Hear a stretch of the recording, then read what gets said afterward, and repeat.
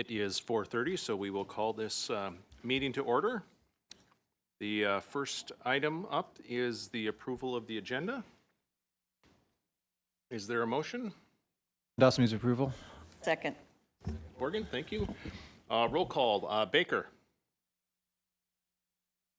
Aye. Borgen. Yes. Lammers. Lindas. Yes. Ness. Aye. Lyseth, yes. Thank you. Oh. Thank you, Travis. The Moorhead Public Service Commission welcomes and encourages customer input on issues listed on the agenda or of general water electric utility interest, time and commission permitting. Speakers are limited to 3-minute presentation. Customers wishing to address the commission regarding a specific agenda item will be afforded an opportunity during the discussion of that item. Customers wishing to speak on matters not listed on the agenda will be given the opportunity to do so under the heading Customers to be Heard Recognition. Each person requesting the opportunity to speak is asked to fill out a request to speak form located on the table in the back of the room and present it to the administrative assistants in attendance at the meeting.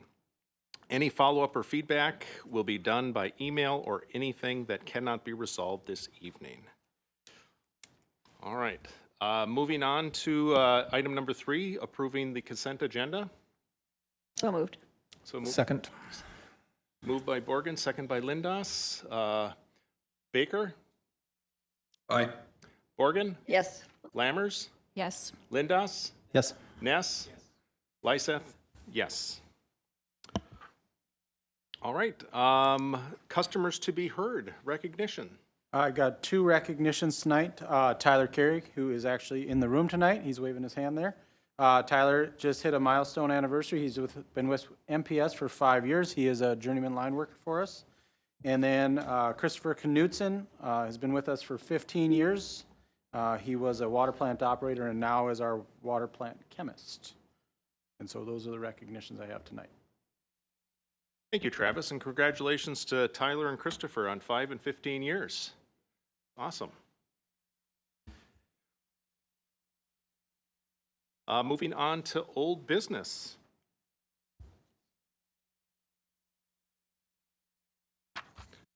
There is none tonight, and so we'll move on to our reports. Councilwoman Borgen? I really don't have much to report from this city council. We did approve the 40th Avenue roundabout. That was a unanimous approval, and that work is going to be starting in June, early June, and I would assume that is MPS got anything to do with that, Travis? Do they have to work? No, from what I understand, it's just a street project. I think all the water lines in the area are in good shape, and then the electricals should be underground as well there. Thank you. We've had some spirited discussion about some ordinances that are called separation ordinances, sometimes known as sanctuary city ordinances, and those did not pass. I don't know if we're done with that or not, but that's where we're at. That's the end of my report. Thank you. Any updates from public service commissioners? I did have our first meeting with the Moorhead Economic Development Authority as a representative for Moorhead Public Service there, so that was interesting. It was a lot of just, for this meeting, was a lot of just getting to know other people that were also new to that board as well. So nothing significant to report, hopefully more information in the future. I don't know if Commissioner Baker was going to mention, but we both attended the MRS annual conference, which was a very full 2 days of, or 1.5 days, it felt like 2 or more days of information that was extremely useful. Obviously recommend individuals be able to attend these because you gain a better sense of kind of the scope. But the legislative update by Samantha or Sam McDonald was excellent, as was just actually the first day of kind of Electric 101, kind of going over everything was extremely useful. And I think that they have some handouts and stuff, which will be, Yeah, we're going to pull those together and get those sent out to the commissioners so they can at least see the PowerPoints or slides from the annual meeting. Thank you very much. Yes, anytime we can work it into our schedules, whether it's an MRES or the other opportunities are there, it really just helps to broaden our understanding of what this great team is working on a daily basis for the city. Appreciate that. Anybody else for tonight? Then we will move on to our general manager's report. All right, I've got several items on here. Again, we've got our first quarter strategic plan update. Along with that, our quarterly dashboards. I'll let you guys take a look at the write-up itself just to zip through this a little bit quicker. We also got those dashboards. And again, that kind of reflects on the last quarter of what's been going on from the electric and water utilities along with all the other internal divisions as well too. Again, it's cold, it's winter, there's not much going on there from that perspective from construction.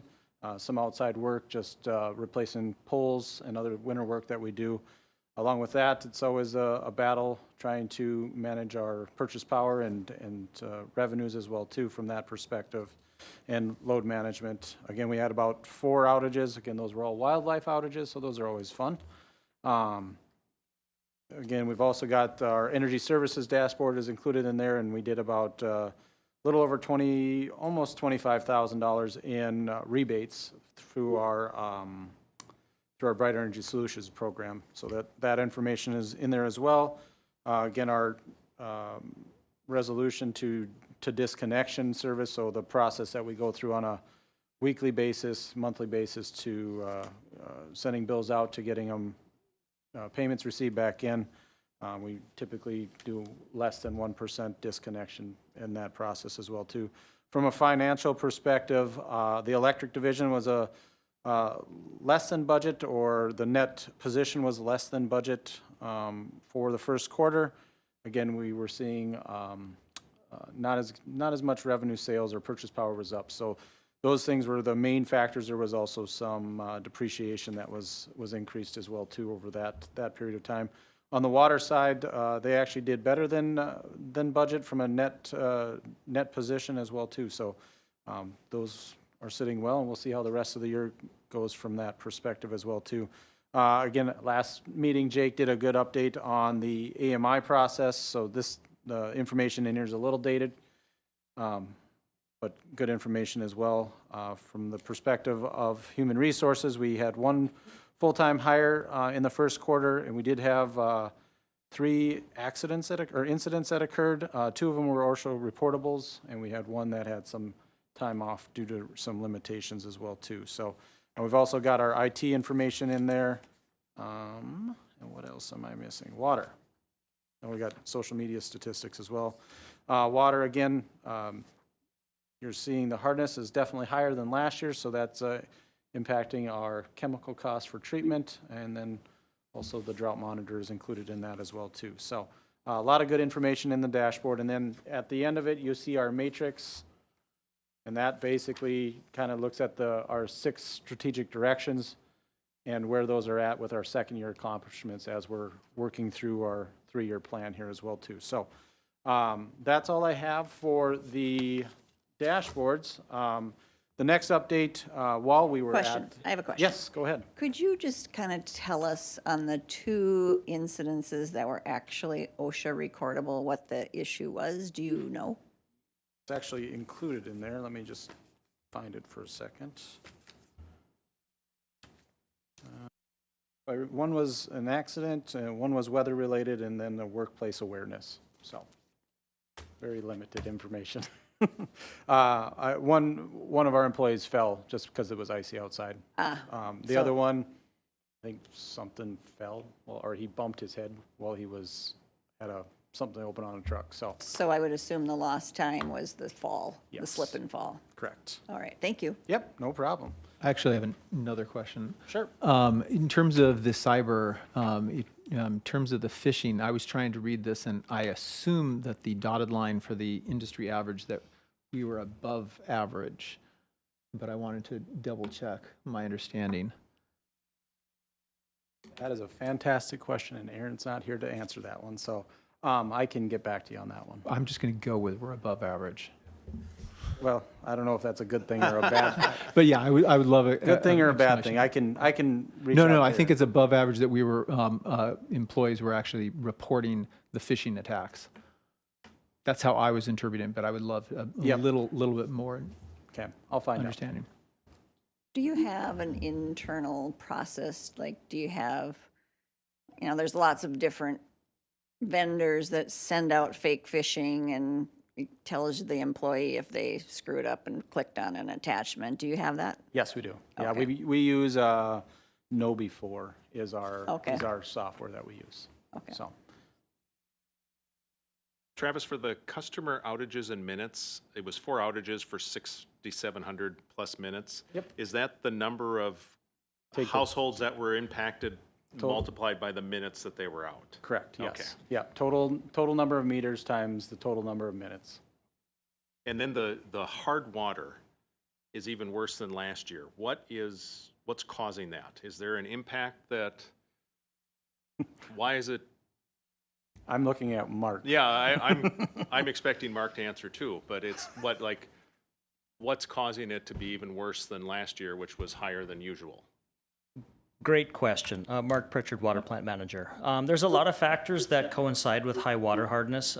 This year in particular, we've had a lot of notifications for upstream industry that notify that they're releasing wastewater discharge that they have permits for.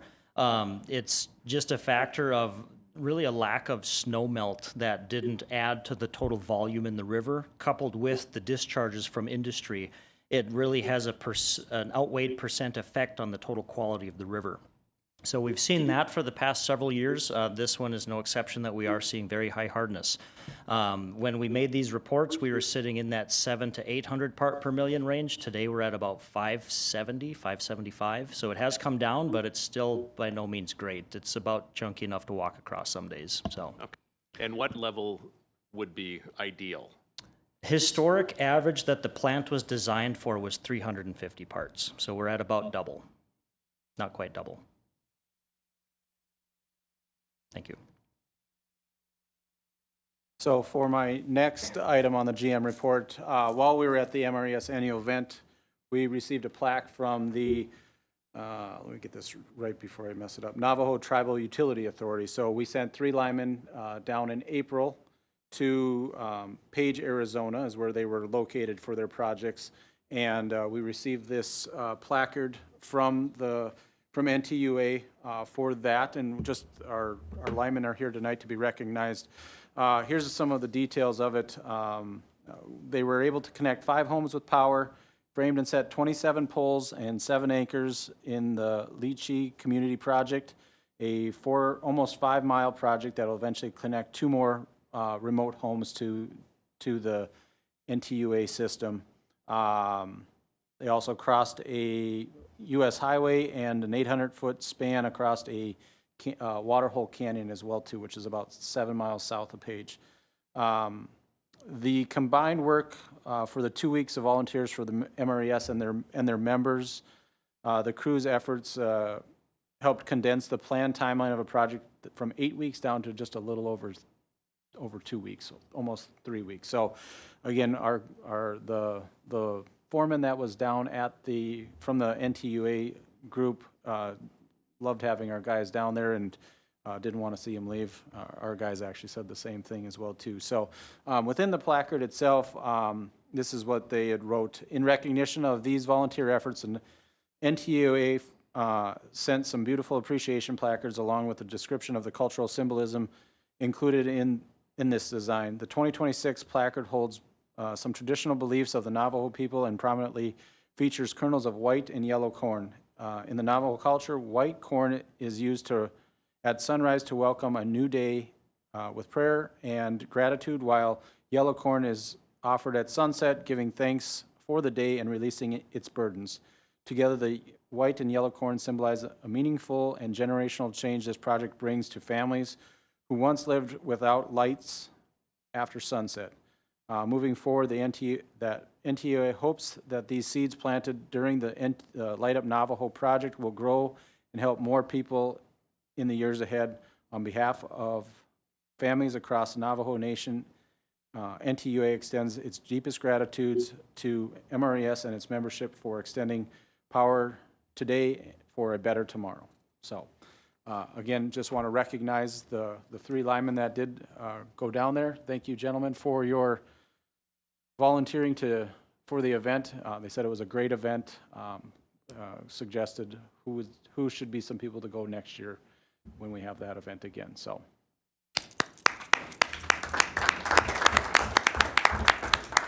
And then within that packet, there's also a collage of the pictures that were taken while they were down there. So we'll be taking a picture of the placard with the gentleman and putting it on social media as well. So, Travis? Yes, go Do ahead. any of you guys want to tell us about your experience or say anything? I'm nothing like putting you on the notice, but come on up here to the microphone. I'd love to hear it because I just am really inspired by the whole thing.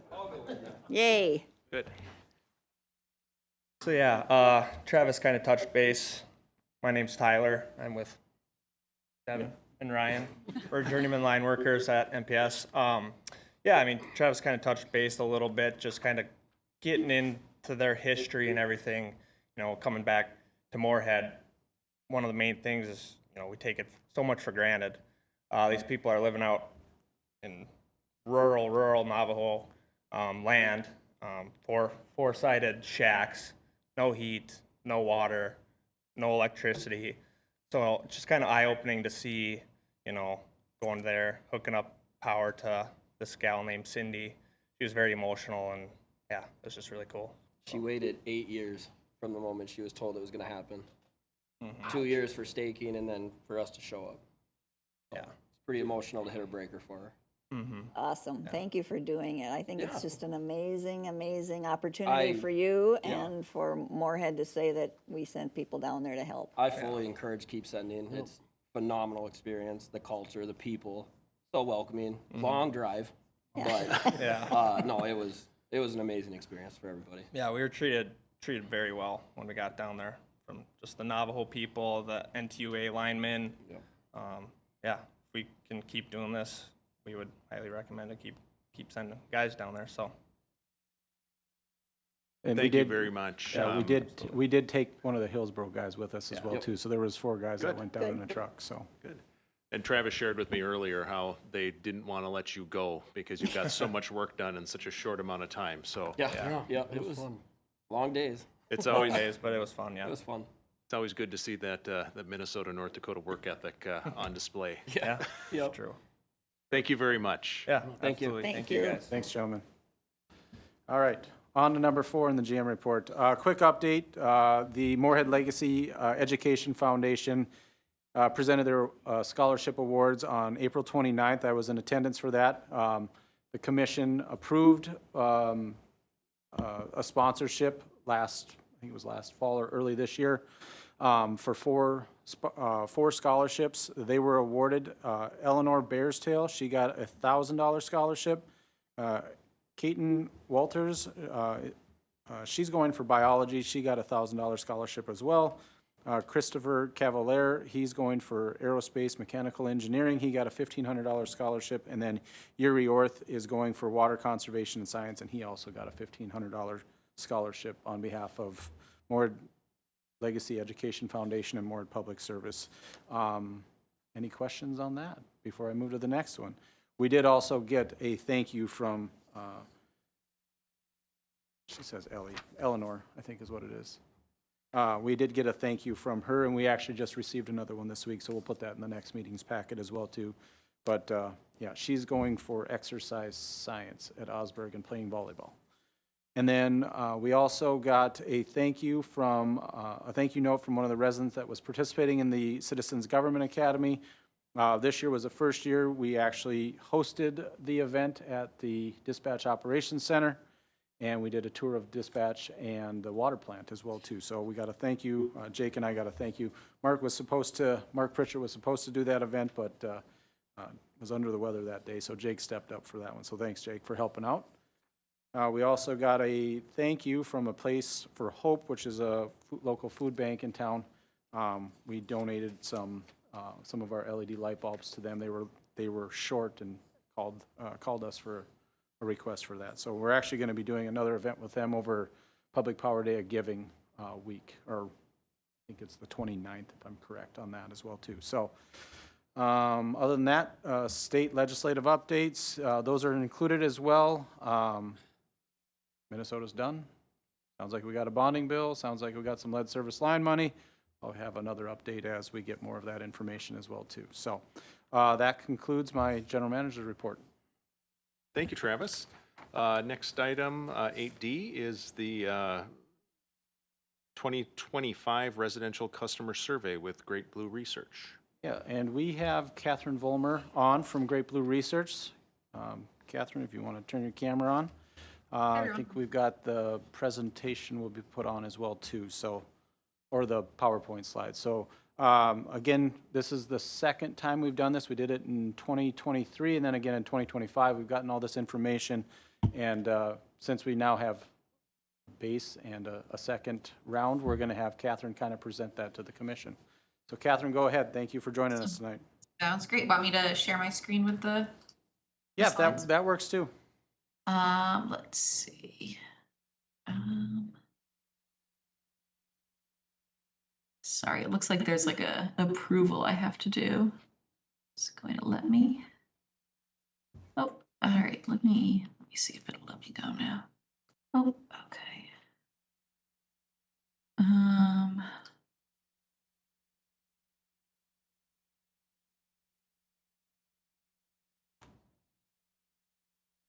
Let's see if this works now. It doesn't look like I have the ability to share. Oh.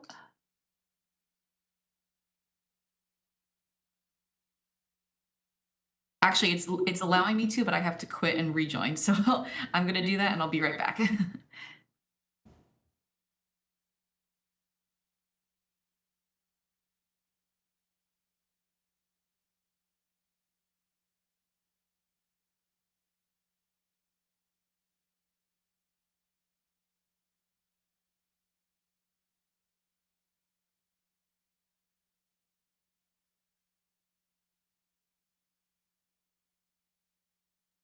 Fill the dead space with one little thing that the CEO of Great Blue Research actually gave a nice talk about changing demographics and communication patterns. At this, we'll be sharing that information with people.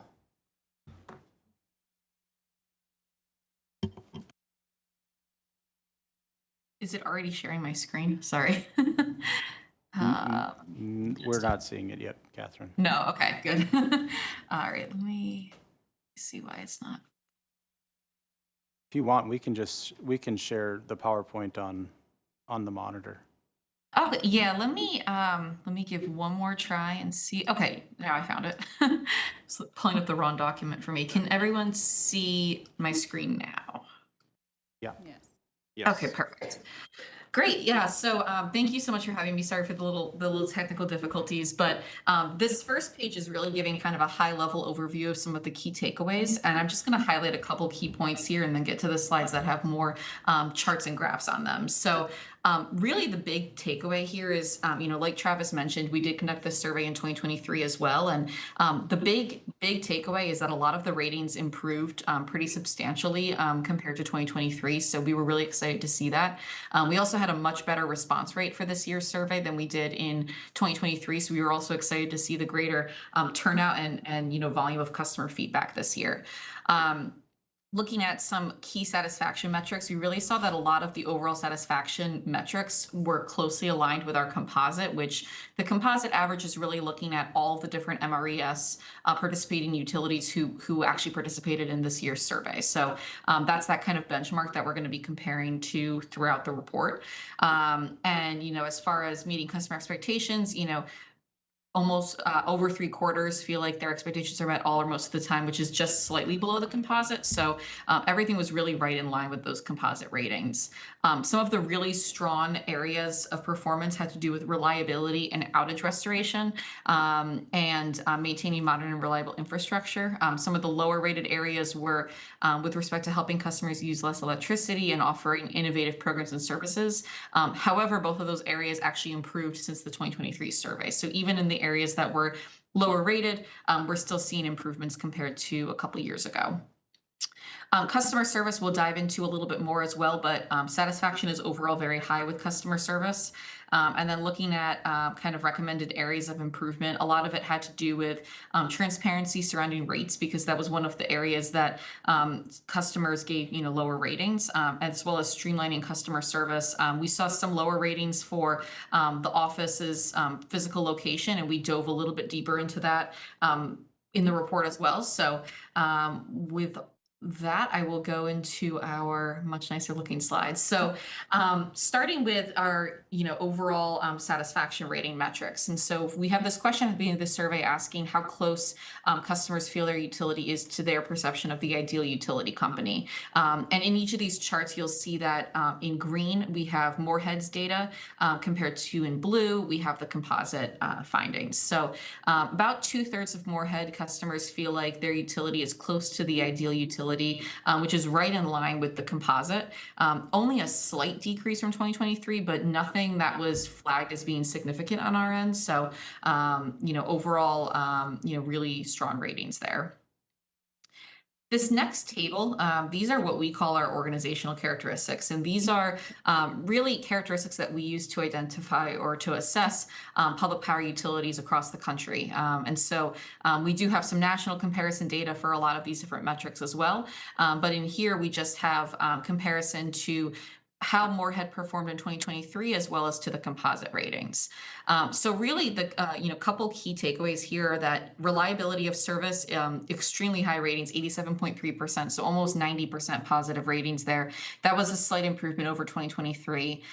In restoring power after an outage in a reasonable amount of time, really were the highest ratings that we saw, and nearly 90% gave positive ratings, but that was a substantial improvement over what we saw back in 2023 by about 10 percentage points. So that's where we really saw a lot of the improvements. All in all, we did see on average higher ratings across the board in 2025 compared to what we saw in 2023. Another thing that drove that was actually the two areas where we saw lower ratings.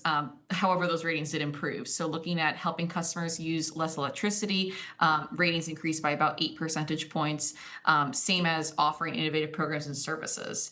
And in all of our research, those tend to be the two characteristics that receive the lower ratings compared to all the other metrics we have in this list. And that largely has to do with customer awareness of the different programs and services that are offered to them. It's not so much customers saying my utility needs to do more. It's that a lot of the time they don't know what the utility is already doing and already offering to them. So that's where we tend to see those ratings being a little bit lower. But overall, like I mentioned, everything is trending in the right direction as far as these characteristics go. So we're really happy to see that. This is one of the areas that we did see lower ratings compared to 2023. It was in how reasonable customers find their electric rates to be. So when you look at just those who said that they were very or somewhat reasonable, it's 54.1%. So just over half of customers find them reasonable. That was a slight decrease compared to what we saw in 2023 and slightly below our composite average as well. So that's why we made one of our recommendations kind of focused on the rate conversation and just being more transparent with customers as far as their rates and how those are being established, because what we did see in the larger report is that that's an area that customers are wanting to have more communication about as well.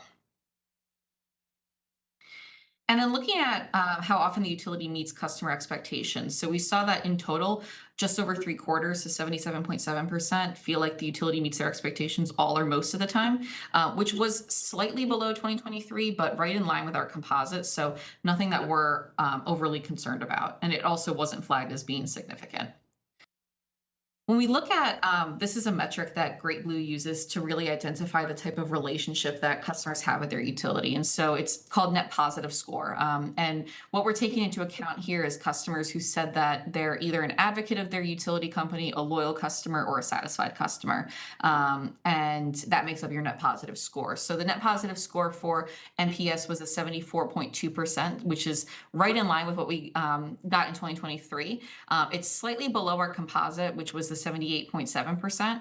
And really where that difference was is, obviously in the, slightly higher frequency of less than satisfied customers. But the important thing to note here too is that when we look at the breakdown of satisfied customers versus loyal or advocate customers. This is where you have an opportunity to really develop those stronger connections with customers and develop a more engaged customer base. We obviously have the majority of those customers are simply satisfied customers, which is great. But those tend to be your customers who are, hey, my lights are on and my rates are fine, but I don't really think too much about my utility company. Whereas your loyal and advocate customers are really the ones that, when you offer new rebate programs or any kind of program or service, they're going to be the first ones in line to actually enroll in those programs and such. So that's why we encourage to strive for developing those more engaged relationships. And this is a really good metric to kind of assess how you're performing in that area. And then getting into awareness and the value of the utility ownership structure. So this is a really key metric as well. I'm just looking at overall awareness that the utility is a community-owned municipal utility. Just about 3/5 of customers were aware this year, which is consistent with what we saw in 2023. It is below our composite, and this is definitely a metric to kind of take advantage of and continue working towards boosting that awareness level, because we tend to see that when awareness at your utility is community owned is higher, that tends to lead to higher overall satisfaction ratings as well, because customers start to see all the different benefits of being a customer of a public power utility, and likely will give you higher ratings when it comes to things like satisfaction with rates and reliability and outage restoration and customer service and all of those things that tend to be benefits of being a customer of a public power utility. So this is definitely a key focus area as well. Looking at the importance that your utility is community owned, it's really, really important to a lot of customers. About 80% of customers find it very or somewhat important. So you see that this kind of model, while a lot of customers don't know about this model, when they're educated about what this model means, they do find it very important as well. Looking at customer service now, so we saw about 30% of the customers we surveyed have had some kind of an interaction with the utility in the last year. And of those customers, about 3/4 were satisfied with the overall response the utility had to their most recent contact. So that was just a slight decrease from 2023, but again, not flagged as being significant. It was right in line with our composite rating as well. So we're happy with that customer service rating. This question is another key metric. It's what we call our first contact resolution metric, and it's looking at how often when you contact the utility are things taken care of the first time, or do you need to typically have repeated contact to have your issue or question resolved. The key takeaway here, or the key thing to keep in mind here, is that this question was asked to all customers, not just those who have had an interaction in the last year. So we do see a high number of don't know, unsure responses, and that's largely due to people who likely haven't had contact recently, and so they're not sure if things were taken care of the first time or if they needed to have repeated contact. Looking at those that were able to answer the question, we did see that the majority of those folks do tend to have things taken care of the first time versus needing to have repeated contact, which is good. And then we had some different statements we added to the survey this year about customer service, and and these are agree, disagree questions. And so what we saw here is that there's pretty strong levels of agreement across the board. When it comes to the utilities office being convenient, the building being easy to access, parking, etc. But one thing we wanted to look at is again, this question was asked to all customers, so there's obviously a lot of customers in here who haven't actually visited the office recently, and so their responses aren't necessarily as important or critical to keep in mind as, you know, someone who's had a recent interaction. So what we did was we looked at all of these questions broken out by just those customers who have interacted with the utility in the last year. And what we saw is that there were higher ratings for the utility being conveniently located and easy to find among those who have had a recent interaction.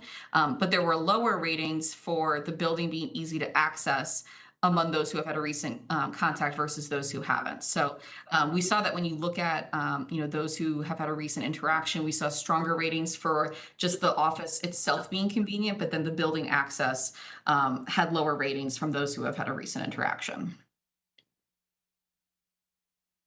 And then, getting into programs and services. So we have a question in the survey asking about time of use rates. And as you can see, we give a description of what time of use rates are. And then we ask, based on the information, how likely you would be to choose that rate structure if it were an option. So just about, just under 2/3 of customers said that they'd be likely to select a time of use rate option if presented with that option, which was an increase over what we saw in 2023. So we're definitely seeing growing demand or interest in time of use rates overall. Overall likelihood was right in line with the composites, so similar to what we're seeing across the other MRES utilities as well. And then looking at interest in renewables, this also increased compared to what we saw in 2023. So we're now up to almost 3/4 of customers being interested in purchasing power from renewable resources like solar or wind. That was an increase of about 10 percentage points compared to the 2023 survey. So definitely growing interest in renewables. Then we also asked about the likelihood to purchase an EV in the next 5 years. Likelihood to buy an EV stayed pretty consistent compared to 2023. It's at just under 1/4 of customers now, so 23.2%. That likelihood was also substantially higher than what we saw on a composite level. So we're seeing, on average, there's a stronger likelihood to invest in EVs within Moorhead compared to a lot of the other MRES utilities who participated in the survey. And then looking at the Bright Energy Solutions rebate program. So this is another really key opportunity. As you see here, there's you know, some familiarity with customers. About 1/3 of customers were familiar with the Bright Energy Solutions program before the survey, which is slightly higher than our composite. But the key here is that there's also great likelihood to participate in the Bright Energy Solutions rebate programs as well. So, you know, it's definitely an area where boosting familiarity with the program will be really beneficial because there's really strong interest among customers in participating in these kinds of rebates for energy efficiency equipment. So we obviously want to make sure that customers are aware that there's, you know, solutions right, you know, within Moorhead that they can take advantage of, because almost 3/4 are likely to participate, and that's growing, as you can see, compared to what we saw in the 2023 survey. So that, I believe, wraps up everything I have in kind of my preview. We obviously have, you know, a full deck that I didn't want to share with all of you today, but that you can have access to if you're interested, and happy to answer any questions that you all have at this point. Are there any questions for Catherine?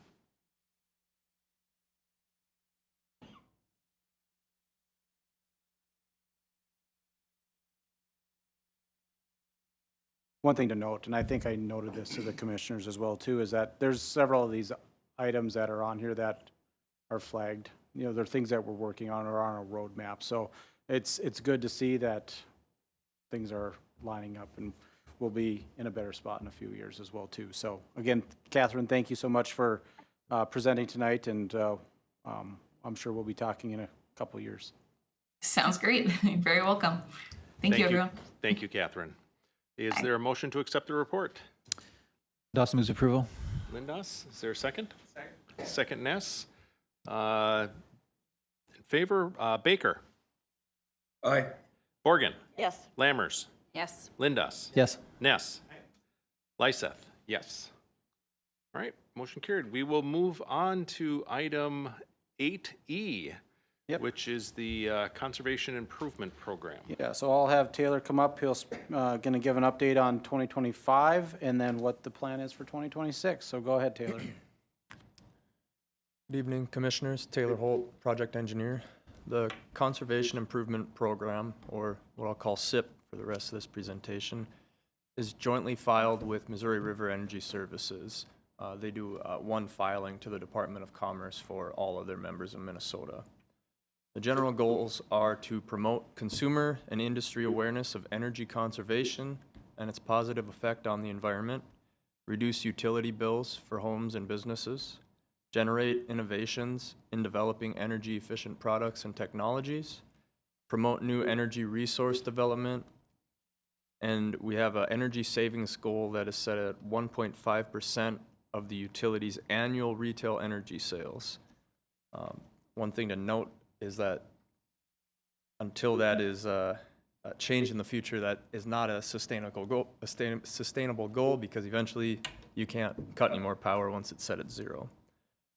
2025 in review, we fell short of the total state mandated spending requirements. We spent $518,963 out of a goal of $618,567.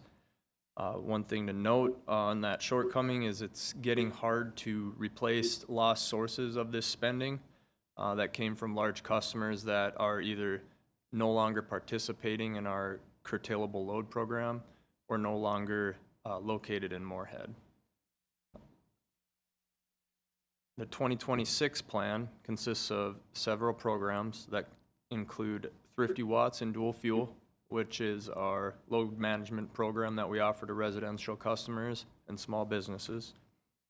We have the larger commercial and industrial interruptible load program, Bright Energy Solutions rebate program.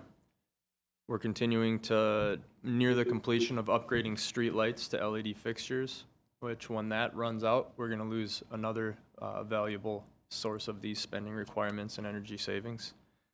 And then we also have a low-income appliance upgrade program where we upgrade 10-plus-year-old appliances for energy efficiency purposes. We've noticed that, based on feedback from the Department of Commerce, that this is part of the program that's highly scrutinized and looked at very closely, and we've done a very good job at meeting the spending requirements every year. More specifically, it requires that we pay 0.2% of our electric residential revenue on this specific energy program every year. We consistently exceed it, and the appliances that are available for upgrades are dishwashers, clothes washers, refrigerators, and dryers. In summary, MPS fell short of its overall spending goal for 2025, but it did exceed its spending goal for the SIP program, part of the SIP program that's targeted at low-income customers. 2026 plan is similar to the plan in 2025 with some minor adjustments in the energy efficiency rebates. This time, do any of the commissioners have any questions on the report for 2025 or the plan for 2026?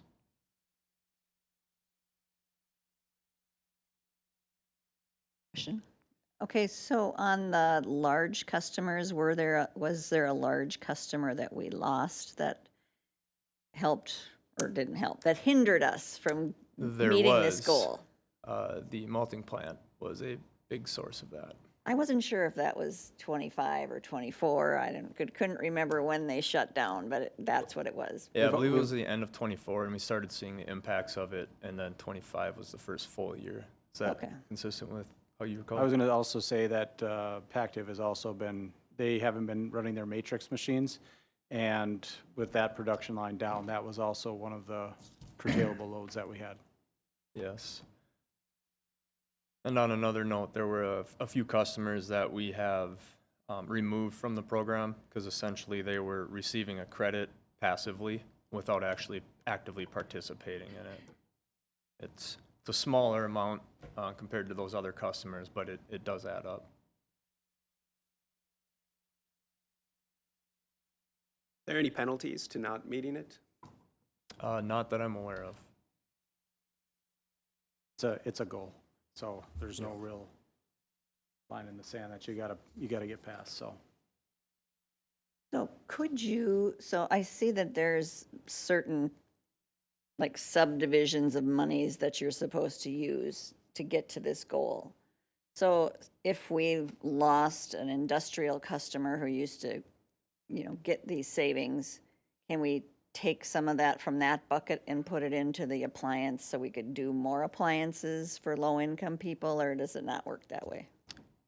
I think it's entirely possible. I don't know the ins and outs on the law behind it, but we could look into it further.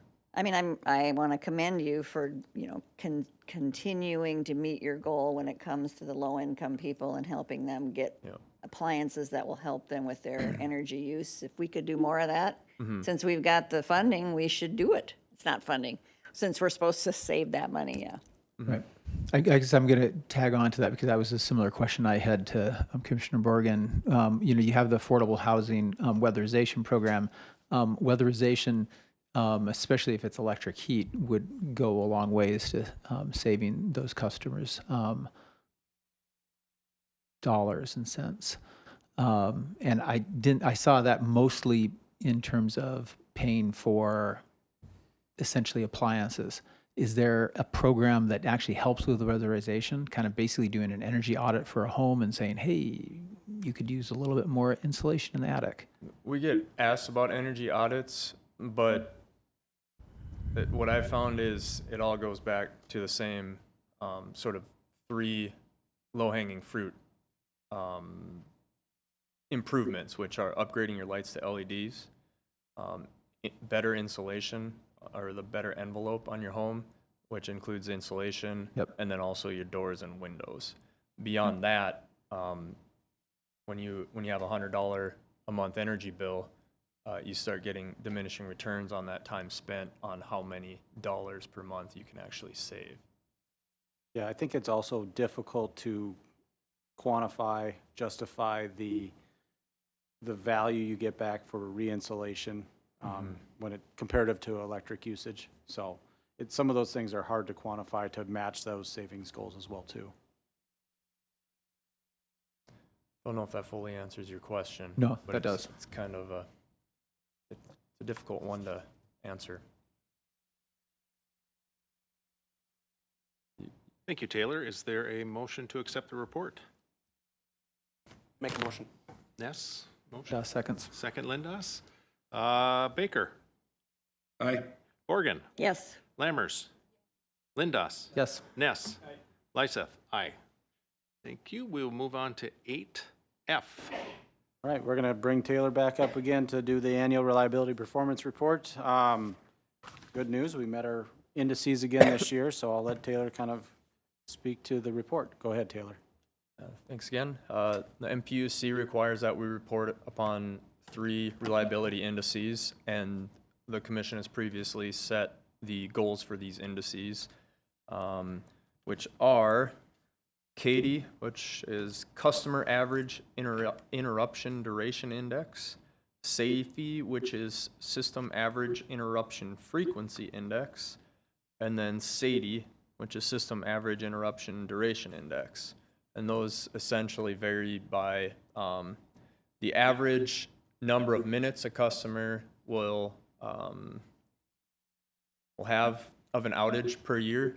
Another one is the average duration of an outage.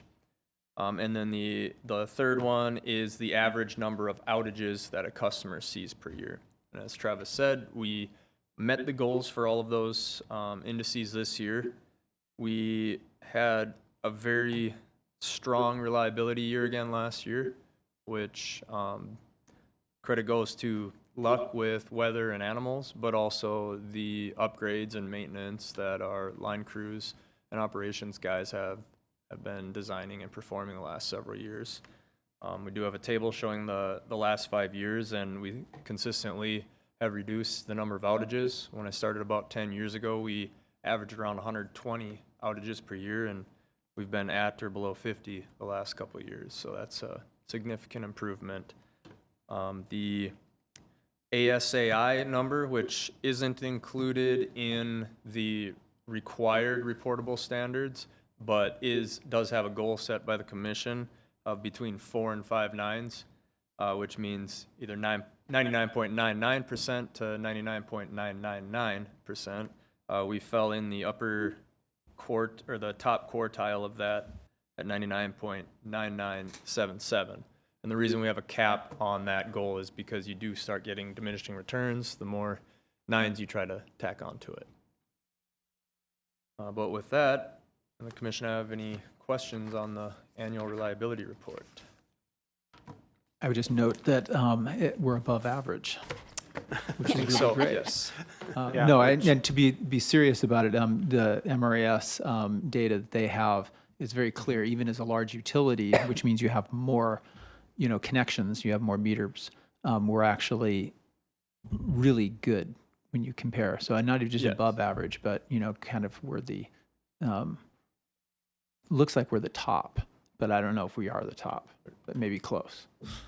Yeah, there's additional information. You can see the APPA annual reliability benchmarking report kind of compares us to the other Exactly. utilities, both regionally and nationally as well too. So take a look at that as well. And then again, kudos to the operations and engineering staff and all the hard work they do to getting the power back on when it goes out, and then planning for good projects to reduce some of those outages long term.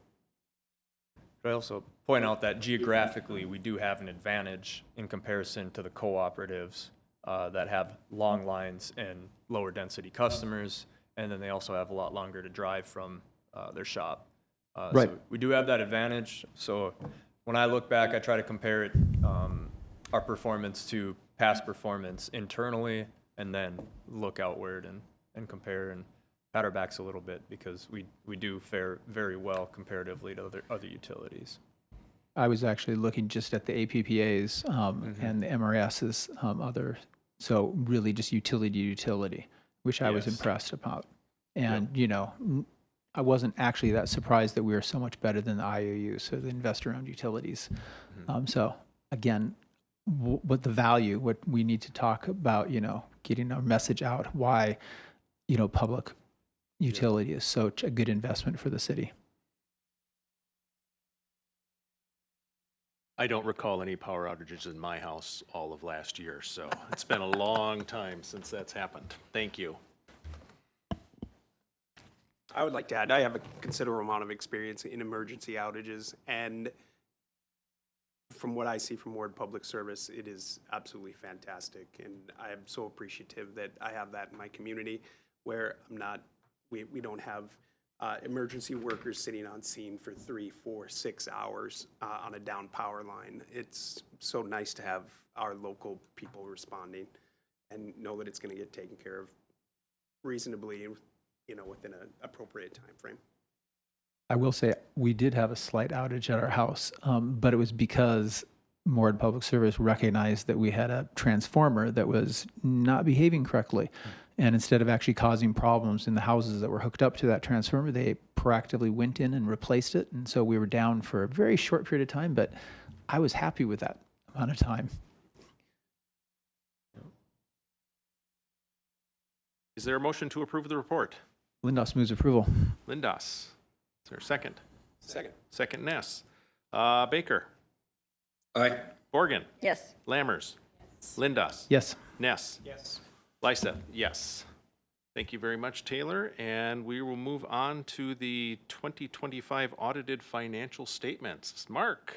Yeah, every year this time we get to bring you guys the audited financials for 2025. Mark leads that effort with his staff, and Ide Bailey is on as well too to help with that presentation. Mark, I'll let you kick it off. All right, thank you. Mark Moylanen, Admin and Finance Manager. Again, as Travis mentioned, on an annual basis, we are required to provide and prepare audited financial statements and present them to you as the Commission. In November of 2024, just for background, the Commission entered into agreement with Ide Bailey to serve as the external auditor for calendar years 2024, 25, and 26. We are now presenting calendar year 25, so the middle year of that 3-year agreement. The process started in December with some initial work, contact from the auditors to lay out the timeline, the requirements, provide some formal statements of items that we were required to present. For the 2025 audit, it was completed or led by Braden Oxman out of the Fargo office. He and his team did the majority of the field work, testing, and it was led by the engagement partner, Janine Hathcock, who is located out of the Ide Bailey's Denver, Colorado office. Just to sum things up briefly, as expected for 2025, Moorhead Public Service received a clean, unqualified audit opinion. There were no internal control deficiencies identified, no audit issues. no disagreements with management. Eide Bailly's review confirmed that the financial statements are presented fairly and accurately in accordance with accepted accounting and auditing standards. And at this time, I'd like to present Janine Hathcock, who will give a presentation to you, as well as the presentation of the formal audited financials, a little recap on how the audit went. Before I do that, though, I'd like to say thank you to Megan Waitland and Katie Kemper from the office, who performed exemplary as they provided all of the information requested from the auditors in a timely and efficient manner. So at this time, I'd like to turn it over to Janine. She'll present a PowerPoint presentation, and I believe Lisa will be able to forward through that as necessary. So at this time, Janine. All right, thank you, Mark. Hopefully you can see my screen okay and can hear me all right. Yes, we can. All right, great. Well, I appreciate everyone having me here this evening to present to you the Moorhead Public Service Executive Summary for the December 31, 2025 audit. As Mark mentioned, my name is Janine Hathcock. I am the audit partner on this engagement. And this executive summary it's a high level, but mostly visual view of the audited financials to help you quickly see MPS's financial condition and some trends over the multiple years, something that your audit report doesn't always do because it just shows you that 1 year at a time. But before I jump into the presentation this afternoon or this evening, I did want to thank Mark and his team for just another successful audit this year. I am a new partner to the engagement, so we got a new set of eyes for you all. But Mark and his team were terrific. So with that, I will start with a brief recap on really what the audit is, what it isn't, and some key objectives that we do focus on each year. Then we're going to move into some results and key financial trends. And I put together some visuals for your cash, your operations, and your debt coverage. So our audit is performed under generally accepted auditing standards and government auditing standards, and it provides to you reasonable, not absolute, but reasonable assurance. And we can't provide absolute because we do our testing on a sample basis, so we don't look at 100% of all the MPS transactions. But this year, our key focus areas included MPS's significant estimates like their pension and OPEB liabilities, an allowance for doubtful accounts, and your compensated absences. So for those audit areas that we identify as a little bit higher risk because of that estimate portion, we looked at, for your OPEB, we looked at your actuarial report. It's really the only implicit subsidy due to Minnesota statutes that allow your retirees to participate in MPS's health insurance plan after they retire, but before they are qualified for their Medicare eligibility. The pension liability, we also look at an actuary report for the para fund. You all participate in the General Employees Retirement Fund. For your allowance for doubtful accounts, we get an understanding of how management's collection strategies are, and we do an assessment of potential uncollectible accounts just to make sure that that assessment seems reasonable and is materially correct. And then for your compensated absences, we do obtain your sick and vacation leave, and we test some key inputs to make sure that the amounts are reasonable for your sick and vacation leave, so that it's more likely than not to be paid out, and that's in accordance with the accounting standards. So here's kind of a timeline that Mark did go over. We did start planning the audit in December, and we did some planning through February. Our year-end testing occurred in March and April, and then we issued our report in May. So during the planning process, it includes understanding any changes that happened with MPS and any changes to their internal controls. We do some fraud inquiries over multiple levels within the organization, and then we do some risk assessment work, and we come up with an audit plan.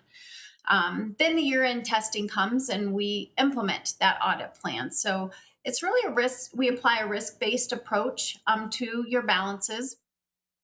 We look at any unique transactions that MPS had throughout the year, and then we look at those key estimates that I had just gone over with you in the previous slide. So now I'm just going to summarize the outcome, the audit opinion, and any findings that you had, which you had none. And then I'll walk through the final part of the presentation with some financial trends and charts, and just hopefully to be able to provide you some context on the liquidity, your operating performance, and your debt capacity. So MPS received a clean, unmodified opinion. It is the best opinion you can get. What we say here is, in our opinion, your financial statements are presented fairly in accordance with generally accepted accounting principles, or GAAP. They are free from material misstatement based on our audit procedures. Now, management is responsible for preparing your financial statements and the controls over that preparation. And as your auditors, our role is to express this opinion based on our risk assessment and our testing performed. And we do, as I mentioned before, we kind of focus on that higher risk area. And that could be if you had weaker controls, those sort of things. That's all part of the risk-based approach. But we didn't have anything to report to you this year. No findings in your financial statement audit, and we didn't have any findings in your Minnesota legal compliance. So there was nothing really to report to you as items for findings to you as governance requiring any corrective action coming out of this year's audit. Now, this last part of the presentation is to talk through those historical visuals, just starting with cash and investments. So over these next few slides, I'm just going to show you the multi-year trends that matter for stability of the utilities. We'll look at your total cash and reserves, your operating cash, and then a couple metrics that explain, why those reserves matter. So this chart here goes through your total cash, your bond reserves, so you have both restricted and unrestricted, and any long-term investments over the last 10 years. And this is both for your electric and your water funds. So the definition of a cash equivalent is that they are highly liquid and with a short-term maturity type investment. Your bond reserves are restricted for items like any debt service and required operating reserves that you might have. And then any long-term investments are going to be those investments that exceed the 3 months, which is generally what the short-term equates to. So if it's under short-term, it's a cash equivalent. If it's longer, it would be considered an investment. But overall, cash has been fairly consistent over the past 3 to 5 years with some normal timing fluctuations from receipts and payments of your customers. Now, this slide focuses specifically on the operating cash over the past 10 years, and it kind of explains a few notable year-to-year drivers. You can see back in 2019, we see that investment sale proceeds that really made the cash, operating cash jump. And you guys had that to help support pay off some higher interest loans in 2020. But overall, the key takeaway of this slide is that your operating cash has been relatively consistent year over year. And you do have a few years influenced by some specific planned actions, but overall, very consistent. Now, this slide just kind of points out why your cash reserves matter to MPS. So they support a favorable bond rating. They generate you investment income. It provides for working capital for your operations. And then it creates this cushion for any unexpected expenditures or any revenue shortfalls. So in short, your reserves kind of give your system flexibility and resilience. So days cash on hand is a ratio we like to look at too, and this kind of translates your reserves into a practical type measure. So actually, how long can MPS cover their operating expenses using unrestricted cash and investments is what this is telling you. So the slide includes a formula. And it has your established target, which is about 200 days for electric and 225 days for water is what you strive for. So this graph provides that historical cash balance for each of your funds. So your electric is in blue and your water is in green. And in order, or the graph is to help you see as the commission whether the reserves actually align with your policies and expectations over time. So you can see the horizontal line is the expectation. And as you can see for both utilities, they're well above the targets for 2025. All right, next I'm going to shift from liquidity to your operations. So let's talk about how your revenues and expenses behave over time, what that means for your operating income, and then, how your transfers out fit into this overall picture for both your electric and your water funds. So this slide shows your electric funds operating revenues, operating expenses, the operating income, and transfers out. Operating revenues are customer sales and charges for services. Your expenses are going to be things like your purchased power, your production expenses, any transmission and distribution charges, customer accounts, administrative fees, and depreciation. And then your transfers out represent the appropriations to the city's funds. So you'll notice here there is a slight uptick of your operating revenues. For 2025, MPS implemented an overall rate increase of 2% for the electric rates. There was more of an uptick in your operating expenses for 2025 than the uptick in the revenues, and that resulted in slightly lower operation income. But here you can also see on your transfers, the very bottom line, those remained relatively consistent. Now here, this slide represents two different margin measures. So you've got your operating margin, which tells you whether your operating revenues cover your operating costs, and then your net margin, which reflects whether your total revenues cover your operating and non-operating costs, plus any transfers. Both have positive margins, and that's important because those are what help build your reserves. So if your operating margin weakens, it could signal a need to maybe adjust your rates or manage your expenses.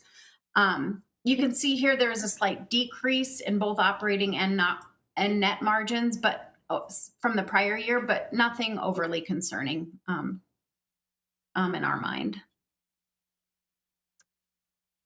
Now this slide mirrors your electric view. Now this one's for your water fund.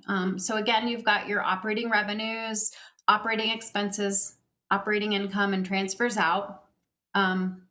You've got a slight uptick in your operating revenues. So again, MPS did implement an overall increase for water as well, and that was a 5.5% increase.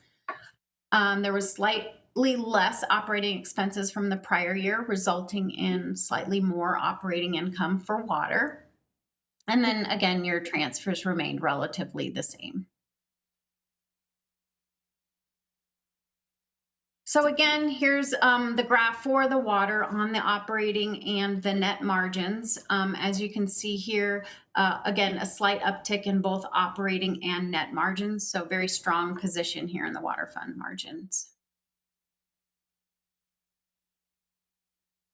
And this last slide I have for you is a metric that kind of answers a key question. Do your cash flows cover next year's principal and interest payments for the debt? So a ratio of 1.0 is the floor, and that's typically you want a buffer above that. So this slide kind of explains the calculation for you, where we take operating income plus depreciation, take out the transfers, and then divide it by your total debt service. But overall, the narrative on this slide and takeaway here is that MPS remains in a very strong position for future debt service and bond rating considerations. So that wraps up my highlights. Your audit opinion had no findings. We went through some historical ratios. I'm happy to answer any questions on the audit approach if you have any at this point. Thank you, Janine. Are there any questions from the commissioners?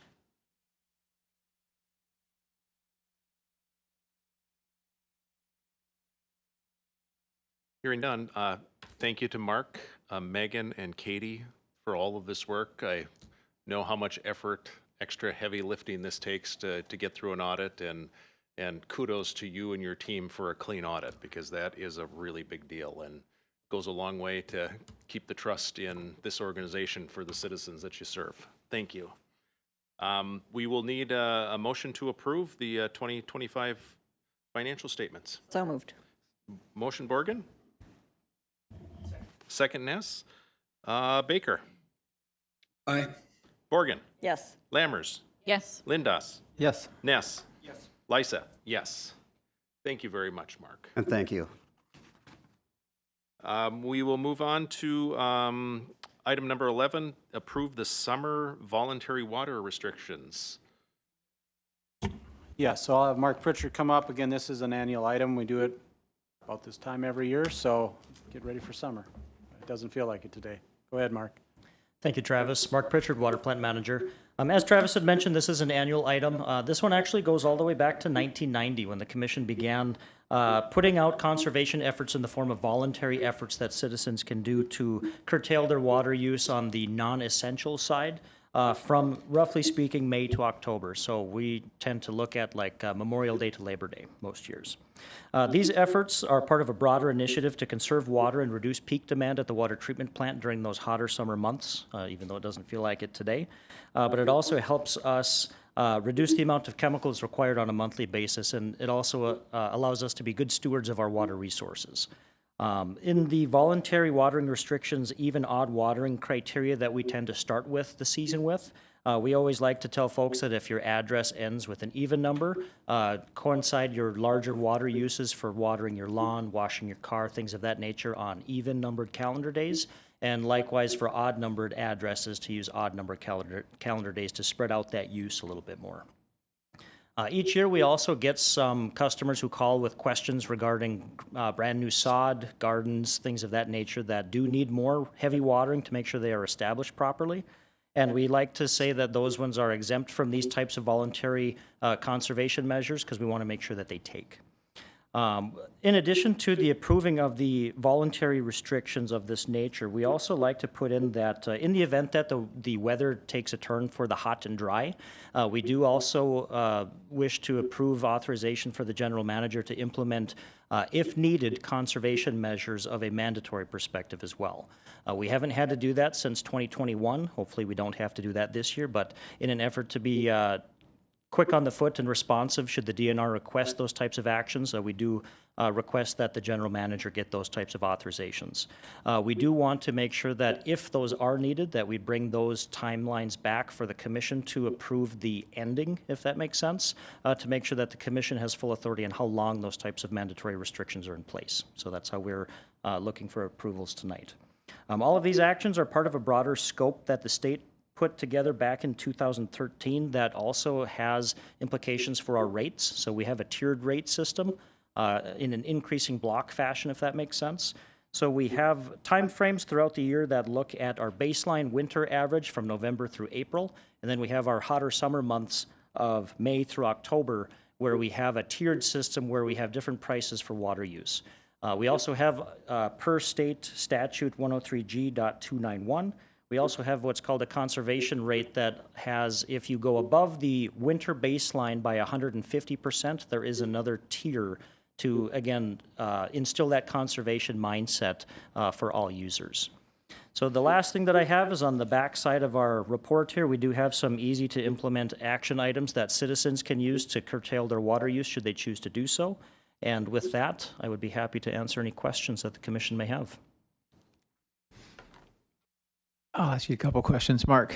First, this is great. I think that being mindful of our precious drinking water is a great idea. So one of the questions had to do with the link to find that water conservation. It's a great resource. And I was actually just trying to be like put on my I don't know where this is hat and went to the Moorhead Public Service website, and I couldn't find it really easily. And so I would encourage something, and this is another question or another comment we might have to do with what I learned at the MRAS meeting and how younger people receive information. We might talk about some opportunities we have for improving our communication.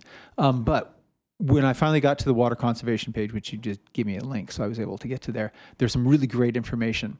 One of it has to do with xeriscaping. And it occurred to me, it had some great, I really appreciated the links on toiletology and someone actually going out and doing the work, on what makes a good toilet if I'm going to go out and buy one.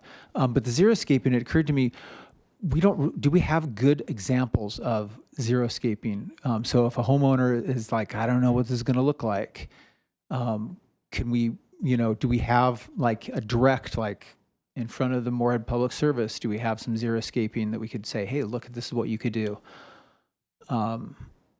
Great question. So for the xeriscaping, we don't have a whole lot of readily available options like at the plant, for example. It's something that I would think on a case-by-case basis we would kind of put together. I don't want to call it custom, but it would be kind of customized for the request.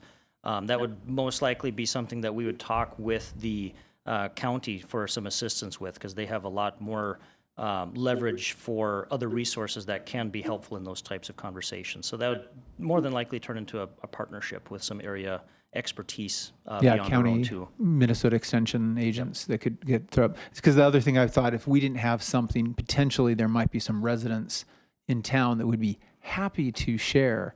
Because, we all have those sections of our landscaping. It's like, grass just does not grow here. You spend a lot of energy and effort. And what are the options? And, especially if you had some residents that had some good landscaping that they had done, potentially they wouldn't mind being a positive call out. And, sure. Especially if it's in their front lawn and people can just drive by or walk by.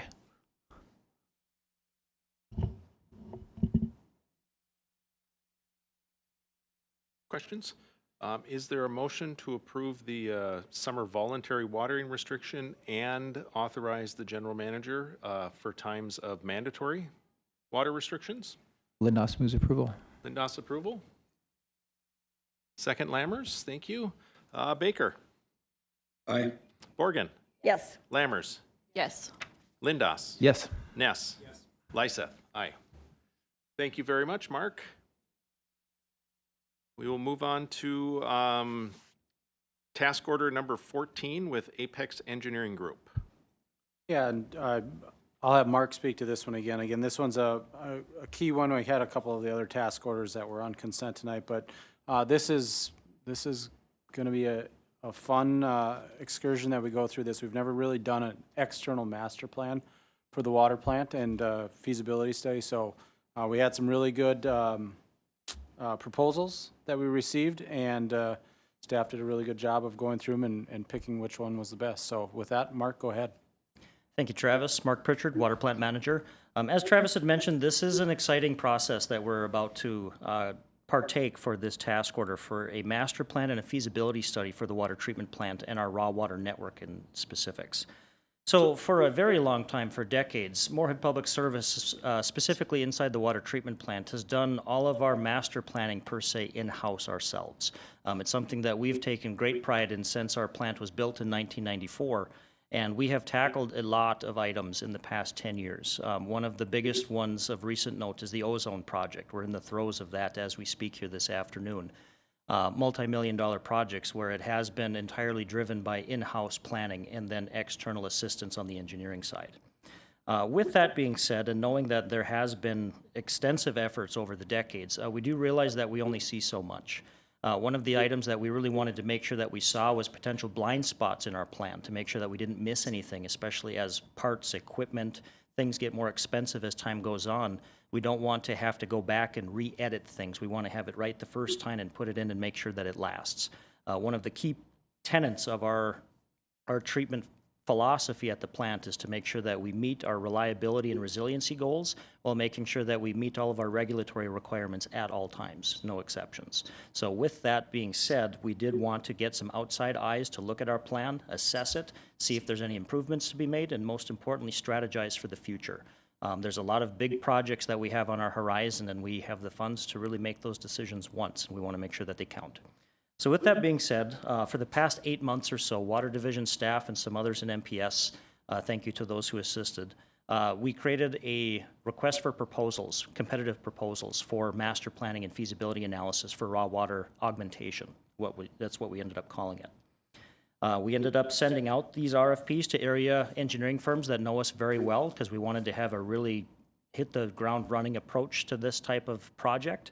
And we got 4 for 4 as far as RFP proposals sent and information received back.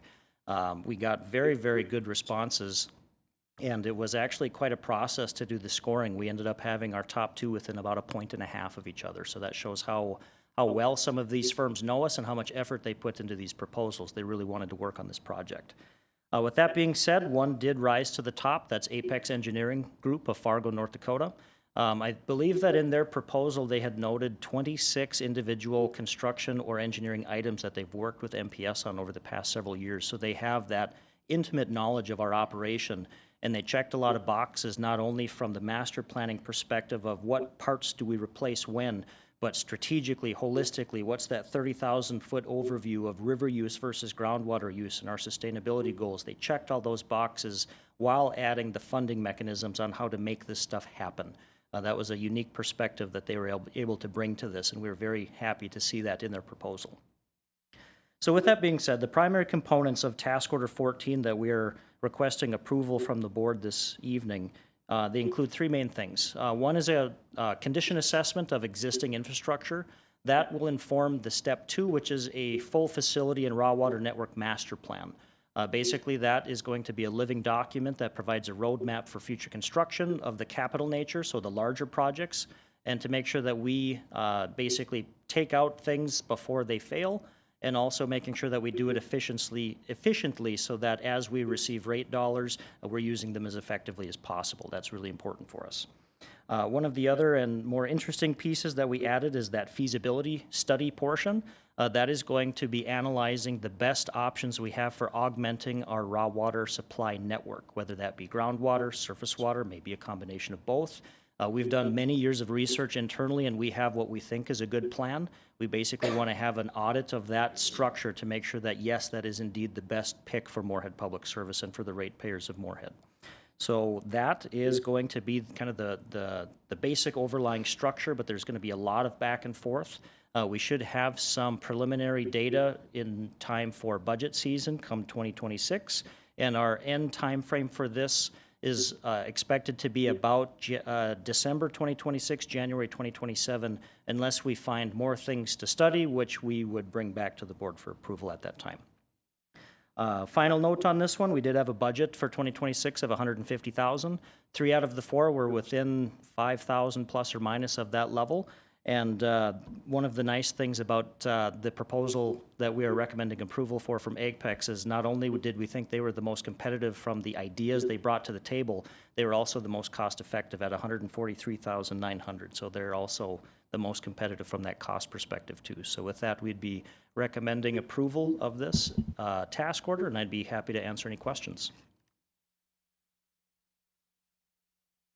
One thing Mark didn't note is they're also going to, as part of that feasibility study, they're also going to look at the technology as well too for the treatment process to evaluate whether or not our current process is good or if we need to be looking for another process to utilize to maybe offset some of our operational costs as well too. So I think that's a key point we want to bring in this. So. Are there any questions for Mark?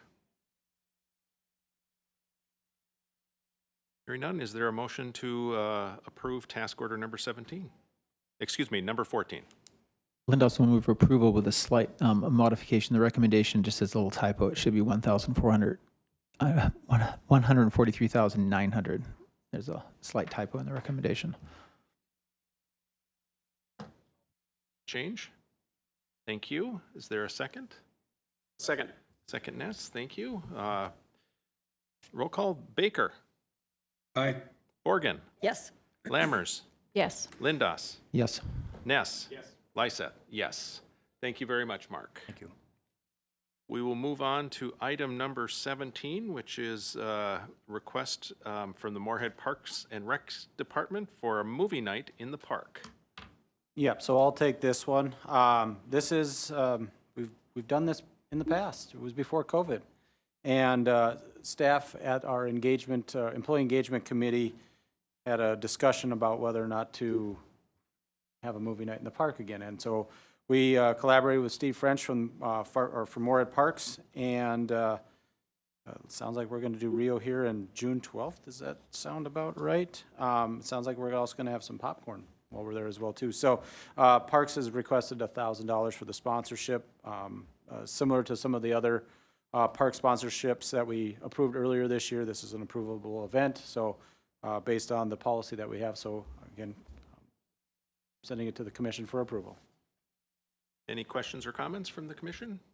There any possible way we could do some, I don't know, bright energy or any kind of signage about some other opportunities that we have during this event?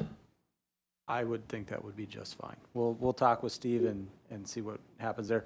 It is going to be later in the evening, so I don't know if you'll be able to see those signs. Well, So I was kind of thinking of like little red lights that would be like blinky and attractive to kids to run over and see. we'll talk about that. So I'll make the motion to approve the sponsorship.